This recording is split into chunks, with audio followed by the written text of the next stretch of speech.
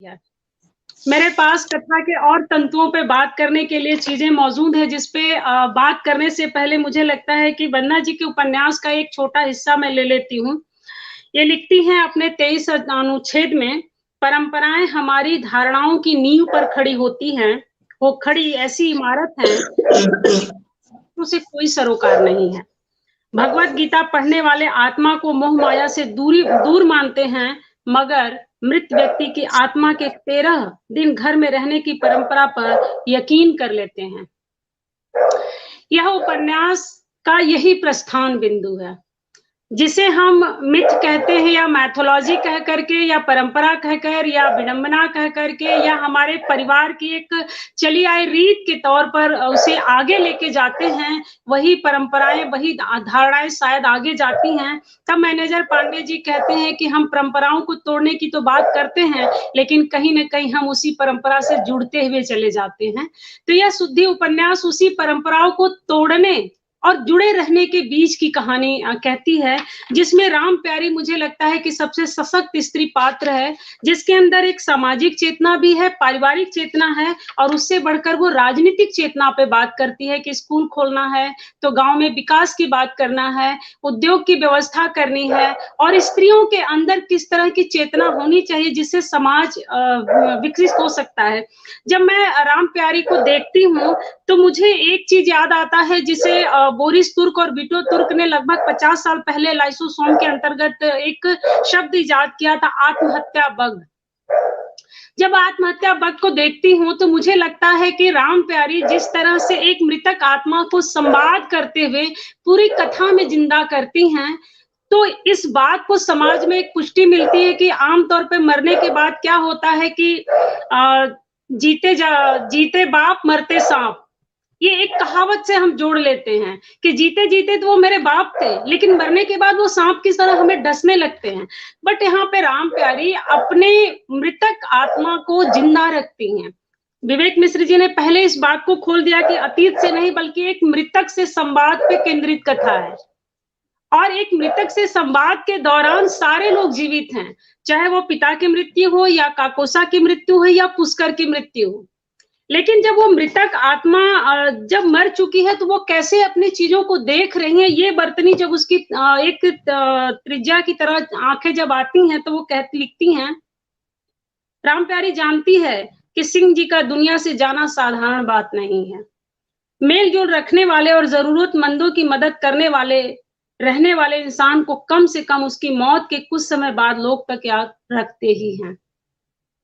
ये एक ऐसी बात की तरफ इशारा है कि हर मनुष्य जीवित रहना चाहता है। मरने के बाद, मरने से पहले तो वो कम जीवित रहता है, लेकिन मरने के बाद वो ज्यादा जीवित रहना चाहता है, और शेर सिंह को उनकी पत्नी से ज्यादा कोई नहीं जानता है। इस पूरी कथा में जिस तरह से वो आती हैं कि वो किस तरह से जीवित हैं। एक सेकंड,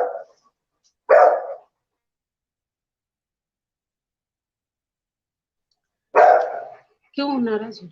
कौन? अच्छा देख, एक सेकेंड, हमारे यहाँ एक मिनट।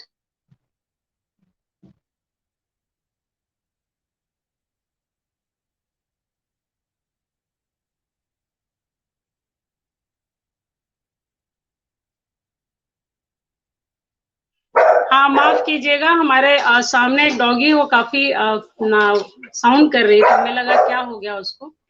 उसके घर में कोई है नहीं, वो लोग बाहर गए हुए हैं उसको छोड़ करके। जब मैं इसको पढ़ रही थी तो मुझे वैदांतिक परिघटनाएं दिमाग में चल रही थी कि हम सदियों से इस बात को मानते आ रहे हैं, चाहे हम मिस्र का इतिहास उठा के देख लें या मेसोपोटामिया का इतिहास उठा करके देख लें, या फिर नए समय में देवेंद्र पटनायक जब अपना मिथ और मिथ्या लिखते हैं तो उसमें भी मृत्यु के शुद्धिकरण को लेकर के एक संवाद रचते हैं। इन सारी चीजों से अलग वंदना जी एक नई बात इसमें लेकर के आती है कि मृतक आत्मा को विदा करने से पहले उसके सारे चीजों को कैसे हमें सामने रखना है। एक व्यक्ति मरने के बाद भी कैसे जिंदा है, अपने स्वभाव से, अपने आदतों से, अपने कार्यों से, अपने व्यवहार से, और सबसे ज्यादा अपने जाने के बाद वो अपने चश्मे को हटा के देख रहा है। चश्मा इसमें एक मुझे मेटाफर की तरह आता है कि वो बार-बार अपने चश्मे से देख रहे हैं कि राम प्यारी क्या कर रही है, बहू क्या कर रही है, बेटियाँ क्या कर रही हैं, घूंघट नहीं लिया। तो वो सारे जो संवाद आते हैं वो डिस्कोर्स की तरह आते हैं। डिस्कोर्स शब्द से मैं विवेक जी के सहमत हूँ और यह उपन्यास पूरी तरह से एकहरा शिल्प पर आधारित है। इसमें बहुशिल्प कहीं नहीं है। हालाँकि वंदना जी के पास बहुत सारी गुंजाइशें थी कि इस उपन्यास को एक नेशनल डायमेंशन की तरफ ले जाती है कि शुद्धि मन और विचार से तो वो जोड़ देती हैं, लेकिन वो इस बात से नहीं जोड़ पाती है कि दरअसल समस्त समाज का शुद्धिकरण कहाँ जाकर के टिक सकता है। लेकिन मृत्यु से दूरी और व्यक्ति से दूरी करने के दौरान का जो चेतना वहाँ प्रकट करती हैं, वो यहाँ पर आकर के जुड़ता है। मुझे लगता है कि इसके लाइन को जोड़ूँ तो ज़्यादा बेहतर होगा। हम तीनों इतिहास हो चुके हैं। हमारे शौक के चक्कर में तुम सबने कि बिना काम धंधा किए महीना गुजार दिया।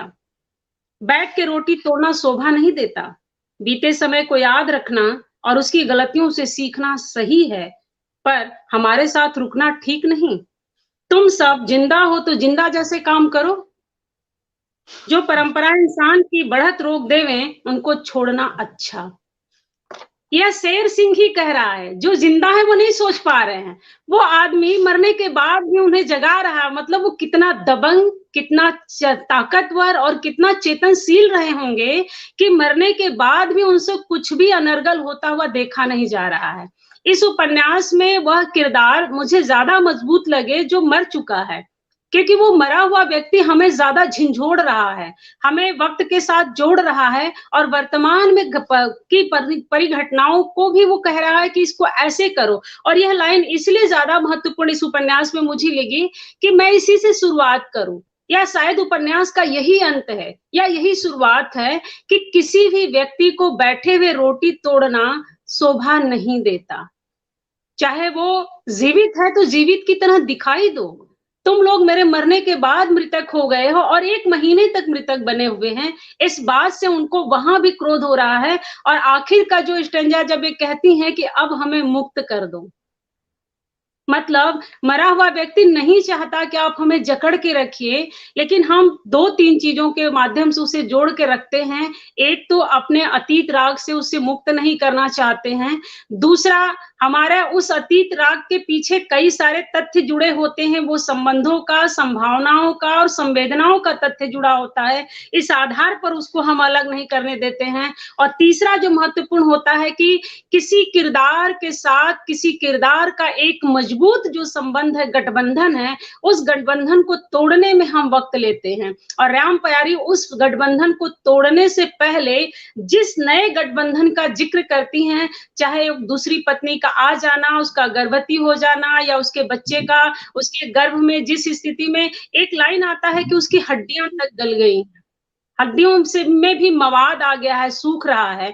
ये इतना विभत्स चित्रण है कि हम इतने समय पर कोई काम करने के लिए क्यों नहीं तैयार हुए। तब शेर सिंह की फिर वही बात आती है कि जिंदा लोगों को जिंदा की तरह दिखना चाहिए, कि अगर दिन, तारीख, महीना तय है तो उसे हमें दूर नहीं होने देना चाहिए। तब मुझे यमराज फिल्म की याद आ रही थी, जिसमें यमराज आते हैं और प्राण को जब लेके जाने लगते हैं तो कोई व्यक्ति रोकता है, तब वो कहते हैं कि जो सृष्टि का नियम है, दरअसल वो प्रकृति के नियम से जुड़ा हुआ है। इसी बात को पटनायक जी लिखते हैं कि जीवन, मृत्यु, प्रकृति और संस्कृति जिसके नेपथ्य में परंपराएं एवं धारणाएं संपृक्त हैं, उन परंपराओं और धारणाओं को तोड़ने और बनाने के पीछे का जो निमित्त है वो प्रकृति तय करती है। तो प्रकृति के अनुकूलन को ना मान करके हम उसके प्रतिकूल में जाकर के एक प्रतिरोधी प्रतिबिंब जब गढ़ते हैं, तो शायद शेर सिंह जैसे व्यक्ति मरने के बाद भी प्रतिरोध करवाते हैं कि नहीं, अब तुम लोगों को मनुष्य बने रहना चाहिए,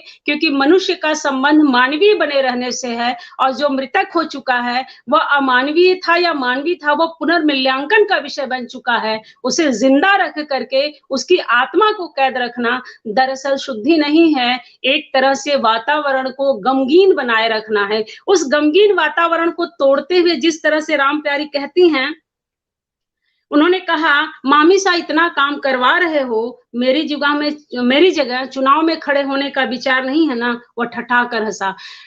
मामी का चुनाव में खड़े होने का उद्देश्य नहीं है, लेकिन जब वो राजनीतिक परिप्रेक्ष्य में बात करती हैं, तो कहीं न कहीं मन में एक खटका सा उठता है कि क्या यह राजनीतिज्ञ बनने की कोशिश कर रही हैं? एक स्त्री का किसी क्षेत्र में कदम रखना कई शंकाओं से भर देता है और वहाँ पर एक लाइन और जब ये जोड़ती हैं, तो ये लिखती हैं, दोनों के चरित्र बोलते-बोलते वह चुप हो गईं।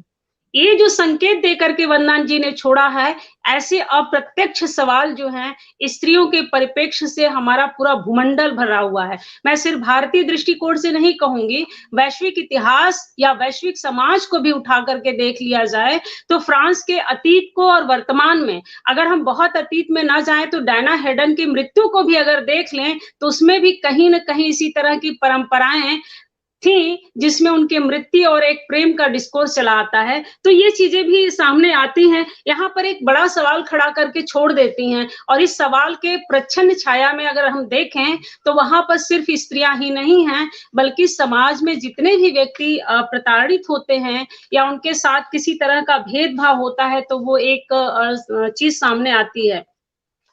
इसमें एक मृतक संवाद के दौरान मुझे कई और कहानियाँ ध्यान आ रही थी। मनीषा कुलश्रेष्ठ की लीलड़ कहानी की जो नायिका होती, वो भी अपने आप से संवाद करती है कि उसके साथ क्या हुआ, वो समाज में आकर के इसकी जानकारी देती है। अवधेश प्रीत भी इसी विषय को लेकर लिखते हैं, लेकिन वो लोग शुद्धि की तरफ नहीं आते हैं। ये काम, बड़ा काम जिसको जिसको जिस चीज़ को जिस तरह से निभाया है वंदना जी ने, कि वो है कि शुद्धिकरण। मृतक से संबंधित बहुत सारी कहानियाँ हैं, मैथोलॉजी भी बहुत सारी हैं, लेकिन वैदांतिक दृष्टि से भी बहुत कुछ होने के बावजूद एक सवाल नहीं खड़ा होता कि दरअसल उससे मुक्त कैसे होना है। इसमें जो मुक्ति का सवाल आता है या मुक्ति को शुद्धि से जिस तरह से इन्होंने जोड़ा है, मुक्ति शब्द मेरे मुँह से इसलिए बार-बार निकल रहा है कि जब मैं इसको पढ़ रही थी, तो मुझे शुद्धि से ज़्यादा मुक्ति शब्द दिमाग में छटपटा रहा था कि वो आदमी शुद्ध होने के लिए नहीं परेशान है, बल्कि वो मुक्त होना चाहता है। जकड़नों से मुक्त होना चाहता है, जो संवेदनात्मक जकड़न है उससे मुक्त होना चाहता है, व्यवस्था से मुक्त होना चाहता है और मर जाने के बाद सुकून से रहना चाहता है। वो सुकून की तलाश में मुक्त होना चाहता है, तो वहाँ पे कई शीर्षक मेरे द्वंद में आ जाता है कि क्या यह शुद्धि सही है या मुक्ति सही है? और मेरे दिमाग में मुक्ति छप सा गया, वो बार-बार मेरे मुँह से निकल रहा था और मैं सोच रही थी कि व्याख्यान के दौरान कहीं मुक्ति की ही ना बार-बार निकले और अंततः वही आ गया जिससे मुझे अभी बताना पड़ रहा है कि वंदना जी ये मुक्ति की मांग करता हुआ किरदार है, शुद्धि के लिए वो व्याकुल नहीं है। शुद्धि तो दरअसल एक हमारे जो संस्कार हैं, हमारे 32 करोड़ के देवताओं में से जो एक संस्कार शामिल है शुद्धि, वो शुद्धि हमारे समाज के तमाम बनी हुई धारणाओं में से या परंपराओं का एक हिस्सा है, लेकिन यहाँ पर किरदार तो मुक्त होना चाहता है। तमाम जकड़बंदियों से मुक्त हो जाना चाहता है और जीते जी जिन चीज़ों से वो मुक्त नहीं हुआ, उन चीज़ों से भी वो मुक्त हो जाना चाहता है। यहाँ पर एक मैं छोटा-सा हिस्सा लेती हूँ। सिंह जी पधारो, सिंह जी यहाँ बिराजो का आग्रह करते नहीं थकते। उसी समाज के आदमी आज मेरी अनदेखी करके इधर से उधर खड़े हैं। वो ये सच नहीं देखना चाहते। इसलिए वो मुक्त हो जाना चाहते हैं कि वो जब जीवित थे, तो उनके साथ एक हुजूम था, सारी व्यवस्थाएँ थी, सारे लोग थे, जिनके लिए वो चिंतित होते थे और वो चिंतित लोग उपकृत महसूस करते थे, उनके प्रति ज़्यादा गहन संवेदना से जुड़ जाते थे। लेकिन आज मृतक होने के बाद उनके शरीर से लोगों को एक डर है, एक संशय है और अप्रत्यक्ष रूप से घृणा के भाव से भरे हुए हैं और वो ये सारी चीज़ें नहीं देखना चाहते हैं। यही खिजलाहट उनकी 154 पेज पर निकलती है कि अब हमें मुक्त कर दो, तुम लोग काम पर लग जाओ, जिंदा हो तो जिंदा दिखो। ये मुख्य डायलॉग मुझे इसलिए दिमाग में रह गया कि जिंदा इंसान को जिंदा रहना चाहिए, मुर्दे को मुर्दा छोड़ देना चाहिए। मृतक संवाद नहीं करते हैं और मृतक के प्रति अनुराग हमें भय से भर देता है और जब हम भय से भर जाते हैं, तो ज़ाहिर-सी बात है कि हम सही परिस्थितियों पर सही तरीके से बात नहीं कर पाते हैं।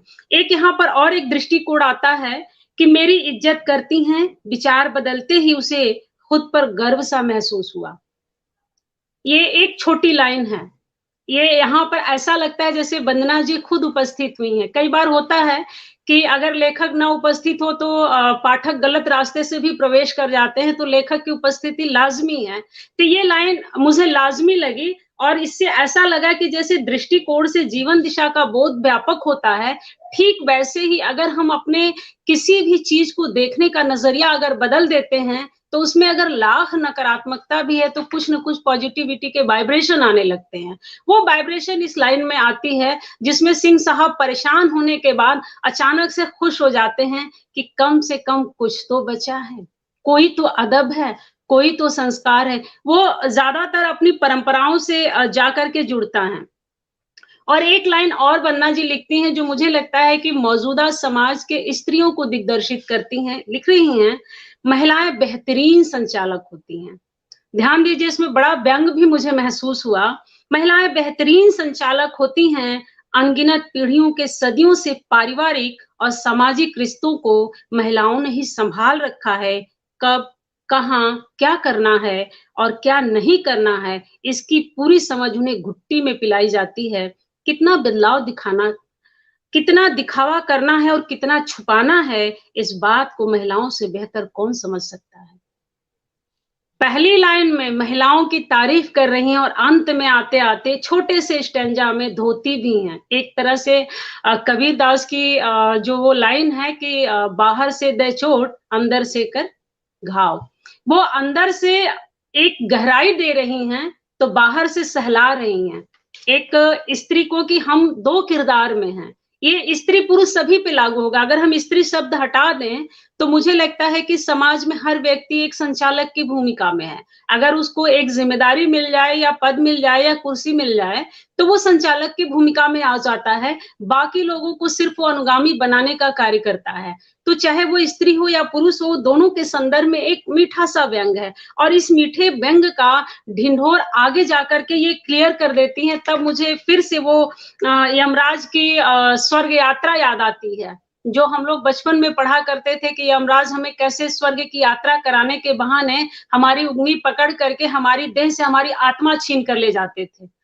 और वही चीज़ यहाँ पर परिलक्षित होता है कि हम एक देह में हैं और जैसे ही हमारे अंदर एक विचारों का प्रस्फुटन होता है, तो हम देह में रहते हुए भी हम उस विचार की तरफ चल पड़ते हैं। शुद्धि उपन्यास उसी विचार की तरफ लेके जाता है कि शुद्ध होना क्यों ज़रूरी है। और इसमें एक ब्राह्मण की भूमिका जो आती है वो बहुत द्वंदात्मक है, जिस पर अक्सर आकर के वो शेर सिंह जी व्यंग भी कर रहे हैं, कटाक्ष भी कर रहे हैं और सारे लोग उनके कहे पे विश्वास भी कर रहे हैं। वो एक सीधे-सीधे सवाल ना खड़ा करती हैं, बल्कि इस तरह से हमारे सामने रख रही हैं कि दरअसल ब्राह्मणत्व जो एक पुरोहितों की जो भूमिका है, उन्हें कम कर देनी चाहिए। वो हमें बहुत कन्फ्यूज़ करते हैं और इतना गफ़लत में डाल देते हैं कि हम जो करना चाहते हैं, वो कर नहीं पाते हैं और जो हम कर सकते हैं, उसमें भी हमें संशय पैदा हो जाता है कि क्या हम सही रास्ते पर हैं? क्या हम ये करने जो जा रहे हैं वो सही है? ये दोनों के बीच में एक बड़ी खाई सी खड़ी हो जाती है। तब मृत्यु और पुनर्जन्म की जो धारणाएँ हैं, वो कहीं न कहीं एक सवाल बनती हैं, तो वो सवाल में व्यक्ति की भूमिका बढ़ जाती है कि जो इस तरह के किरदार होते हैं, जिन्हें हम एक कह दें कि वो ऐसे नैरेटर की भूमिका में आते हैं कि वो हमें संचालित करने लगते हैं। तो वो यो जो बार-बार आते हैं और कहते हैं कि शुद्धि करा लीजिए, फिर तीनों की आत्माओं को मुक्ति मिलेगी, चाहे वो पिताजी हों, काकोसा हों या फिर पुष्कर हो। तब ये सवाल बार-बार दिमाग में एकदम से हॉन्ट होता है कि अच्छा मुक्ति के लिए क्या ही करना है? कैसे करना है? उसके उपक्रम क्या हैं? फिर अगर हम एक उस उपक्रम में जाते हैं, तो फिर हम एक नई परंपरा को पोषित करते हैं। तो फिर हमें उससे शुद्धि के लिए क्या करना होगा? कई सारे सवाल खड़ा करती हैं वंदना जी। ना कहते हुए भी यहाँ पर उन्होंने कई तरह के सवाल खड़ा किए हैं कि इस उपन्यास के आलोक में हम समाज के कौन सारे पक्षों को देख सकते हैं। अगर हम नए परिप्रेक्ष्य और परिदृश्य की दृष्टि से देखें, तो शुद्धि के एक लाइन और जाकर के महत्वपूर्ण बन जाता है, मैं उसको एक यहाँ रखती हूँ उसको, उसके बाद मुझे लगता है कि इस बात को थोड़ा-सा और आगे रखूँगी तो बेहतर होगा।